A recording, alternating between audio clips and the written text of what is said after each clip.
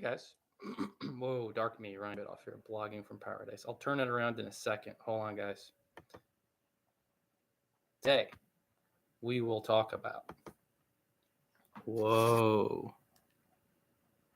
If you are thinking right side up or upside down.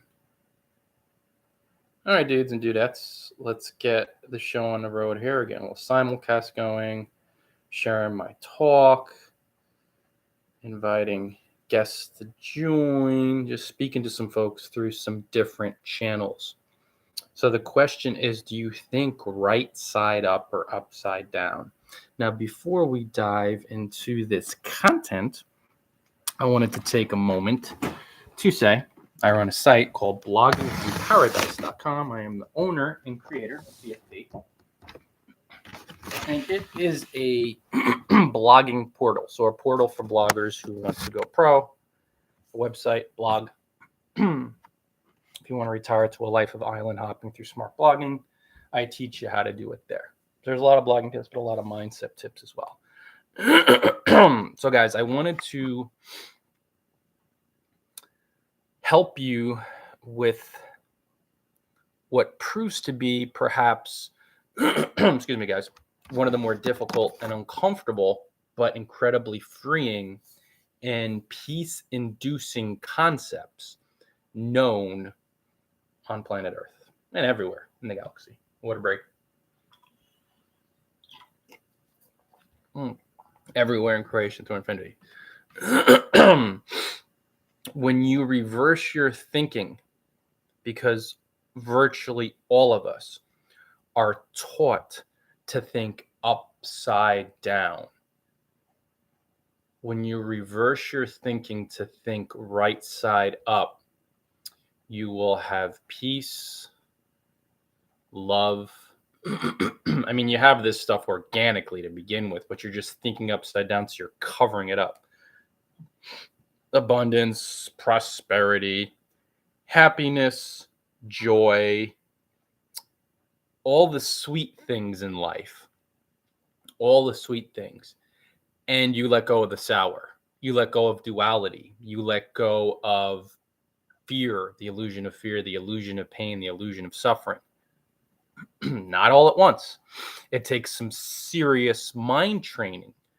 I wouldn't say serious mind training, but a complete, full commitment to mind training to slowly but surely initiate, then engage in the process of shifting from thinking upside down to right side up. Now, largely, the world around you thinks upside down because the world thinks, well, technically, the world always thinks upside down because it's the world. It's an illusion. But most people think from the illusion of fear and the illusion of separation, the illusion of scarcity. They're thinking through the illusion of fear and through the ego. So they're seeing what's not there. They're living appearances. They're living in an illusion. They're thinking backwards, which creates stress, tension, depression, rage, guilt, grief, sadness, subjugation. You become prone to fish in a barrel, easy manipulation. And this is all because of your thinking alone. It's solely because of your thinking, and it's solely because of your mind, and it's solely because you are thinking upside down. The few beings who think right side up have peace, they have abundance, they have prosperity. I mean, if you're talking solely thinking right side up, you're talking enlightened beings. But even people who maybe think upside down here and there, but predominantly in some areas of their life, think right side up.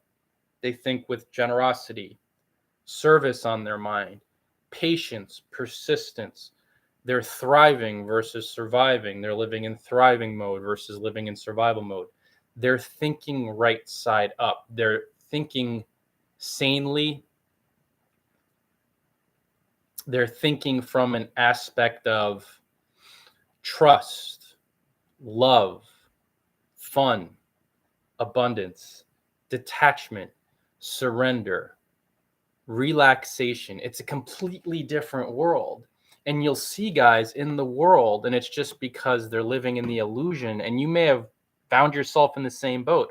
Goodness knows I have in the past, illusion of the past, and goodness knows I still do now sometimes. Quite often for certain stretches of my life, which is okay. I'm cool with that. I'm learning, I'm training, because it takes a commitment, an intent, energy, focus, and time to make the shift from right side up, upside down thinking to right side up thinking. So, as an example, you'll notice when you look at the world that there seems to be this predominant mass of billions of human bodies that are moving around almost identically to, I want to say like mannequins, but literally they're mannequins. And I'm not saying that in a pejorative, nasty, fresh way. I mean, this is what appears to be happening. This is because even though the bodies appear to be awake, the mind is asleep. And the mind's asleep because it's thinking upside down. So here's an example. When the mind is asleep with fear, it's thinking through the ego, it's thinking upside down. The ego, let's just say the mind will do anything it possibly can to avoid facing that fear. And this is where the really insane upside down thinking moves into form, into action through just a violent exponential accelerant. So let's say someone tells you, when you just in your mind, you're thinking you have such an intense fear of death, an intense fear of discomfort. You believe you're the body. You believe that after the death, forget it, death's over. It's the biggest nightmare. It's the scariest thing in the world. That your existence ends. Or let's just say you have an intense fear of discomfort in the mind, which you project onto the body. We'll say bodily discomfort. So you're so afraid of dying, just a sheer abject terror of dying or even being the slightest bit uncomfortable. When you're thinking upside down, you will do anything within your worldly power to avoid facing those fears and to avoid watching those fears manifest. And not even the death aspect of it, but just being uncomfortable, getting really sick in the mind. It's always in the mind and projected onto the body, but you will lock yourself in your house. And this is an imaginative example. It's not like this has transpired. For the video simulcast, I'm giving a lot of winks. But in all quote unquote seriousness, imagine a strictly fictitious imagined scenario where a group of people who are thinking upside down, who are so afraid of death and disease, just locks themselves in their home to avoid that. And they'll sacrifice, they'll give up, they'll hand over worldly freedom, they'll hand over happiness, they'll hand over everything because they just can't face that fear. This is an example of thinking upside down. And it will make complete sense to the ego. It will seem entirely rational because it helps you avoid your fear. That's the beauty of it to the ego. However, the trade-off for thinking upside down is that you live in an unconscious perpetual state of fear because you don't dig down and start unearthing the unconscious fears that are fueling the upside down thinking. So how are you going to make your decisions, predominant life decisions, when you have deep unconscious fears in your mind calling the shots, and even conscious fears too? You're going to make decisions based on fear, based on what you're afraid of happening, what has happened, what might happen, what seems to be happening now, and what happens when you make decisions from fear, and especially in the unconscious. You, in essence, jail yourself. You will make quote unquote big decisions to survive versus to thrive. You will live in survival mode. You will be easily manipulated, easily controlled. Somebody will tell you to do something and you'll just do it, independent of the fact independent of whether or not the individual has purely altruistic, loving, caring methods. Well, when anybody tells you you have to do something, it's for them and not for you, and fear is the driver. So let's cut to the chase here. It's not people who do things from genuine love let you live as you live. If you love something, set it free. Like literally, you let people be. So anytime there's a person or an entity or a group that says you have to do this, they're doing it to manipulate you based on your fears and their fears for their gain and benefit and not for you. This is very easy to see when you're thinking right side up and you've trained your mind so you could see through the fear. But if you're thinking upside down, you'll actually believe that people that are manipulating you with your fear, you can't even see it because you're just afraid. And you're just like, whatever I have to do, I don't have to face that fear. But you don't realize that you're being controlled and manipulated and subjugation going on. And again, the mannequins, guys, you've probably heard of The Matrix, the movie, or you've seen a movie like, say, 1984, or you've seen a movie like, say, They Live. When you watch it and you're training your mind, you're facing your fears, you're seeing the illusion, you're training your mind, you're doing A Course in Miracles or meditating or doing yoga or whatever the journey is for you, whatever your intuition tells you, spirit, you'll see the illusion of a lot of bodies being moved around like mannequins and they don't even know what's going on. They just obey and they just listen. And it's because you're thinking right side up. You're training your mind to see that the only reality is love, that fear is an illusion, that the only reality is that we're all one, that there's no separation, that there are just things that seem so real, that appear so real, that appear so true. But the more you train your mind, you'll see that they are illusions. The world's an illusion. You'll see more and more that we're dreaming it. You'll see that everything's in your mind. You'll begin to really unearth this level of happiness and serenity and peace and freedom and trust and fun. And you'll be applying it to every aspect of your alleged human experience because you're really a spirit that's in essence directed by a mind. That's really just one, but you only start to discover these truths when you're thinking right side up. And it takes, and for almost all of us, a lot of mind training for quite a while to think right side up because we've been conditioned to think upside down. Parents meant well. I'm sure they did an awesome a job. They did the best they could. But when you sat down at dinner, when you had your discussions, was it more just, we'll get a job, pay the bills, start a family, get a home? Sure. Or was it, well, little Bobby or Joni, you're the Christ. Your mind is without limit. The only reality is love and oneness and God, and everything else is an illusion dreamed up by the ego. Was that your typical dinner discussion? Probably not. And that's okay. But when you're not being taught that and shown that way and guided in that direction, you're not being taught to think right side up.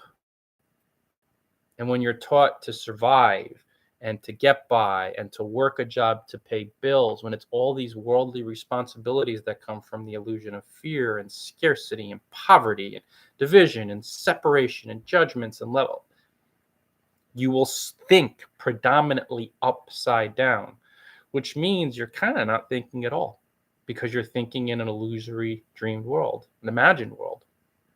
That's all that's happening. However, when you're seeing the mannequins being moved around, they don't even know what's happening. They don't even know what's going on. And when you have your own fears, as you're training your mind and gradually migrating from thinking upside down through fear and illusion to right side up through love and just pure abundance, all that goodness, there's just going to be moments of like abject terror of like, and it's in your mind, but where you're going to trigger fears the deeper you get into your unconscious of, whoa, this world's crazy. You know, I've heard terms hell realm, psycho planet, and it's only because people think they're people and they're thinking upside down and they're being manipulated with fear. They're manipulating yourself with fear. It's all the ego. But the transition, the change all occurs. It all happens when you begin to slowly and surely train your mind, because you ask yourself this question. Do you think right side up or upside down? Predominantly, are you thinking? You know, ask yourself the question. Am I thinking right side up or am I thinking upside down? And you wait intuitively for an honest answer. You allow the intuition to bring you the truth. And if you're running around, wait a second, I hear myself reverberating upstairs. Apparently, wifey's listening too. That's cool. Thanks, Cal. If you're running around from just the illusion of fear, trying to survive, thinking that your dreams, fun, freedom are pure pipe dreams, thinking that they're for lucky people, for gifted people, for talented people. You're working a job just to get a paycheck so you don't starve and die, so you don't lose the home. So you're working, you're giving 40 years of your human life, 40 hours a week to get these things called health benefits so you don't get sick and die, so the body doesn't get sick and die. These are examples of thinking upside down, because when you're thinking right side up, when you're thinking clearly, you would never give up, sacrifice, donate, hand over 40 hours a week of 40 years of your life doing something that you don't like doing. It's not fun. It's not enjoyable. It's not fulfilling, but at least you don't have to get sick and die like a poor person. That's not sane. You can't be thinking if that's in your mind. You're not, or you're thinking upside down. But again, thinking upside down is not really thinking at all, because you're caught in this illusion. You'd never do that if you were thinking right side up. But it starts with the question. You have to be really straight with yourself. You have to be very clear with yourself. You have to be, oh, wait a second. Uh-oh. There's a guest joining. I just saw this now. Oh, you accepted my request. I did accept your request. It doesn't matter if you're upstairs. You might just want to close the door though, babe, because I'm hearing a little reverb. I don't know if it comes up for other people. Yeah, no, I didn't know how this happened. Guys, we're learning. Hey, relax, dogs. This is going to become a 4-guest endeavor pretty soon. Relax, Tilly. You guys hear a hound dog. There's nothing we could do about it because, well, I guess technically, well, being in the same room would be too much. But no, I saw your request, and are you still there? Yes, I'm here. Okay, cool. I saw your request, and I'm just learning how this site works. You know, we're learning how wisdom goes. Who it is that requests? You can't. Yeah, it's generic. And hey, I'm definitely down to chat, but I had a feeling it was you. I was talking about thinking right. Do you think right side up or upside down? So. Well, I want to think right mind, I a lot of times getting it upside down. Me too. Me too. What do you think when you're thinking upside down? What do you think the reasoning is? What do you think the reason is? Well, we're conditioned with an ego mind that we think is us. We think those thoughts are real. We think what it thinks is an accurate assessment of reality. It's based in fear, illusion, separateness. And as much as it's painful, ego mind values being right above all else. So it just wants to hold on to all of it. But as anyone that's been on any kind of spiritual journey probably sees, after a while, even though you still see you're in the grips of that thought system, there's a part of you that's not sucked in and kind of observing it all.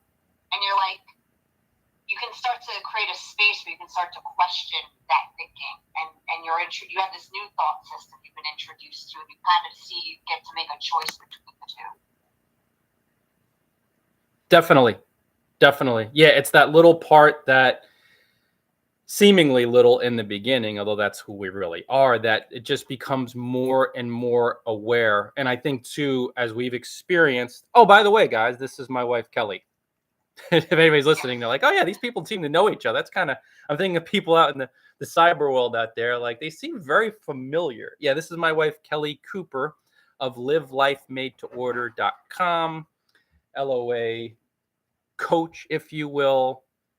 We've been circling the globe for the past 11 years. We're what we call, or what you'd call, digital nomads. So we have businesses online, we have our blogs, and we've just been circling the globe, doing a lot of house sitting. Just to give you guys a little background to get to know us better, since I know we're new on Wisdom. So we've both been on I guess I'll say an internal journey. We've really been going within a lot and training our minds and just living our dreams and facing a lot of fears and facing a lot of unconscious guilt and just being on this path of evolving from thinking upside down to thinking right side up. And I just wanted to invite her because she has great wisdom, very high level coach, knows her stuff inside out. And this is from someone who's just seen her in action for such a long time. And also too, guys, we've both been doing two of the more uncomfortable things you could ever do simultaneously over the past 11 years, circling the globe and building businesses. So, these are two things by themselves are usually quite challenging because you face so much fear and you leave your comfort zone so much and you are shifting from thinking upside down to thinking right side up. And then doing both has been quite enlightening and enjoyable. And yeah, sometimes super duper challenging. And as I'm giving this, as I'm speaking, I'm looking at these two dogs kind of going batty with each other. So they may have to go out in a little bit because we do a lot of house sitting as well. So I'll give you a little primer. I know it's a little off topic, but it could help, especially if you're hearing, or if you're on YouTube watching, seeing two dogs fighting in the background now, play fighting. So, yeah, any other thoughts, Kelly, on other than having two dogs? Well, they're really going at it down here. Let me try to move in a different room, maybe. I would say for me, one of the biggest things in that is them. They're really. Hold on a second. Let me get out of here. All right, guys. All right. Hey. Relax, guys. The biggest thing is with this work is we have to kind of bring it down to the level it's supposed to be done on, which is the emotional level, the intuitive level. Because most of the stuff we're going to learn, especially if you're studying teachings like A Course in Miracles and are these like kind of deeper, more radical sorts of spiritualities, when I think of it in that way, in a good radical, in a good way. We just have to trust that intuitive resonance we feel and give up on trying to accept it with our mind, because a lot of it just can't be accepted with the mind. And as long as we keep trying to make sense of it on that level, it delays the process. I mean, it's inevitable. We kind of can't help it. But what we can help is how much time and credence we give to that part of us that's like, well, prove it. Or this just doesn't make sense. Or based on what I've observed, there's no way that those ideas can be true. And again, it's like on a heart emotional level, something makes sense. Again, whatever the specific teaching is that you study, or whatever philosophy or whatever text or whatever it is. But to me, that's a big part of it, because a lot of these ideas, they're such a radical departure from our ego mind thought system. what we observe in the world and our interpretation of it based on our ego mind belief system and interpretation of things. These ideas just seem so out there on a logical, mental level, rational thought level. But then there's another part of us that we're like, something about this seems true.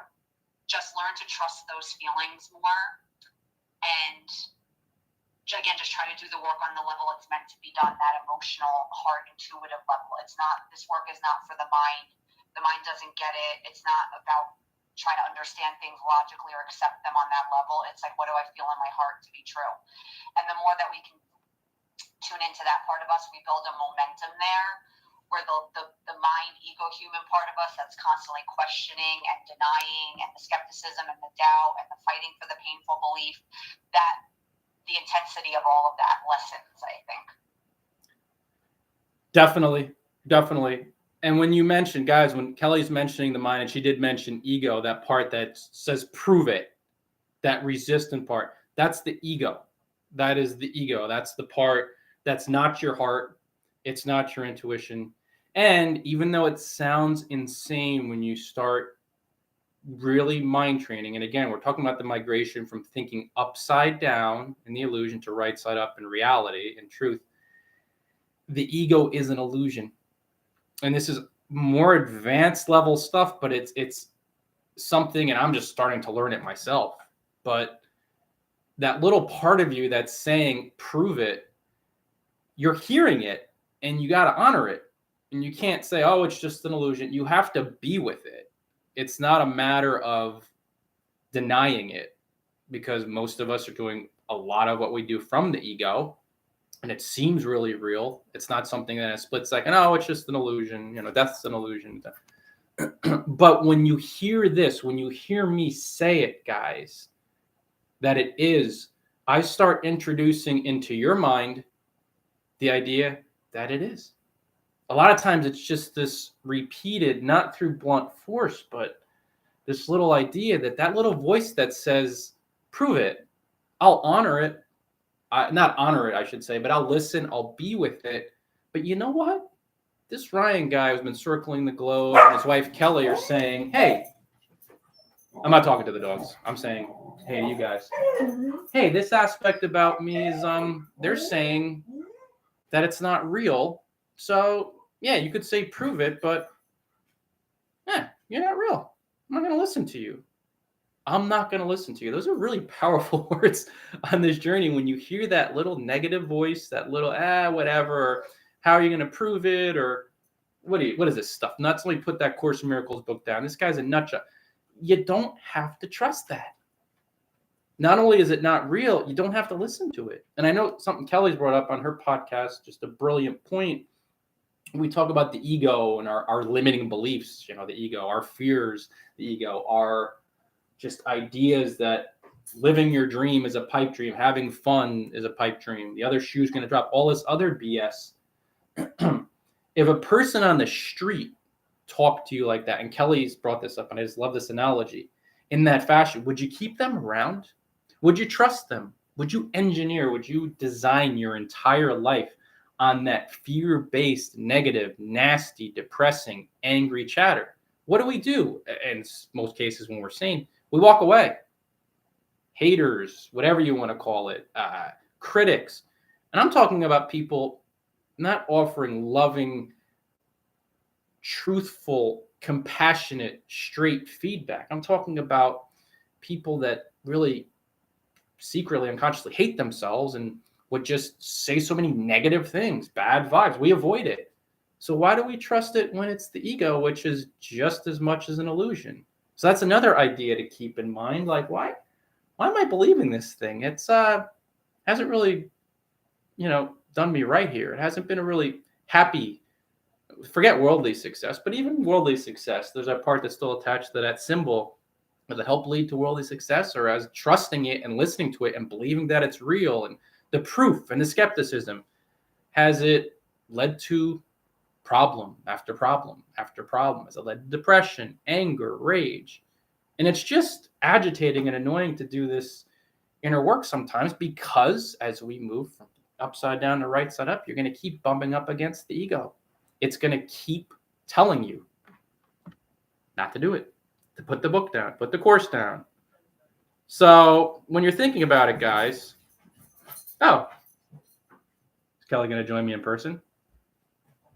Ask guests to join. No longer see Kelly. It's 10 minutes. Oh, that's I it. guess I could rejoin, but. Oh yeah. Actually, I'm probably going to bounce anyway, guys, because the dogs are going bonkers over here. I think we have play fighting, but somebody needs to use the outdoor restroom. So thanks so much for joining, guys. Much love. Glad you got to chat with Kelly and I shall return. And until next time, as I always say on my videos and podcasts, because I run Blogging from Paradise, and we are in paradise, the more we train our mind. Enjoy paradise, all.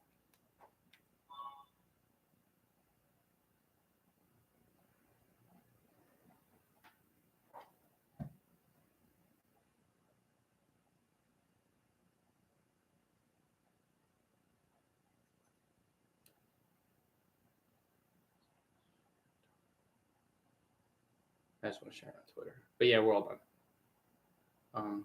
That's the thing. Somebody else wanted to join. There's a part of me that I think it'd be pretty cool, but like you don't really know who's going to join, what their perspectives are. And like even the one person asked the question yesterday had nothing to do.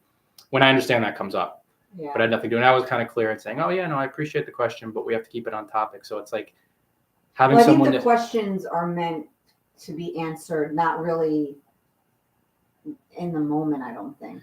If it was on point, I would answer. But I know you because I know you have it when you go to the thing and they'll show you questions and you can record an answer. Then that stays on your profile. You think right side up or upside down? Question mark. Oh my God, you're still live. Oh, I'm still here on YouTube. Oh yeah, I totally forgot about that. Oh good.